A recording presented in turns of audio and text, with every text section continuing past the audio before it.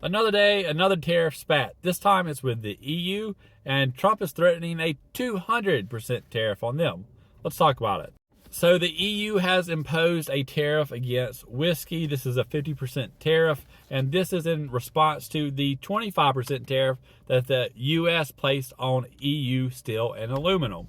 But Trump has stated that he would put a 200% tariff on all wines, champagnes, and alcoholic products imported from the European Union in response to the 50% tariff that they did to our whiskey. And this seems like a pretty rapid escalation. And I mean, I think you should have expected something like this from the EU. If you're going to tariff their goods, they're going to tariff ours. It's going to be a tit for tat things. And who knows where the hell this actually ends.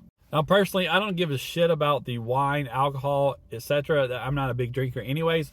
But what I do care about is manufacturing here in America, and I think it's absolutely vital if we're going to protect our supply chain and our food chain that we make sure that industries in America and farms in America are producing goods that can cover the majority, if not all, of American demand. Just like it was proved just a couple years ago during the pandemic, we didn't have basic medical supplies because they came from China and China shut down, so we no longer got those. We had medicines that we couldn't get that was very hard to get because other countries were shutting down and we could not get those medicines.